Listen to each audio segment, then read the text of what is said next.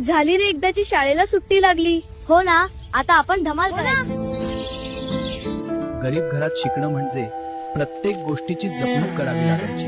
पप्पू, काय करतोयस बाळा? काही नाही आई, शाळेला सुट्टी लागली, वह्यामधली कोरी पाने फाडून ठेवतोय, म्हणजे पुढच्या वर्षी कामाला येतील. आणि आई, रम्या दादा पुढच्या वर्षीची जुनी पुस्तकं मला देतो असं म्हणाला. पप्पू, ही घे पुस्तकं. पैसे किती झाले रे दादा? ह्या सगळ्या पुस्तकांच्या निम्म्या किमतीनं 50 रुपये होतील बघ. बरं, मी आप्पांचा पगार झाला की तुला आणून देतो पैसे. लहानपणीच्या त्या साध्या दिवसांत जुन्या पुस्तकांतूनच अनेक मुलांची स्वप्न पुढे चालत राहायची.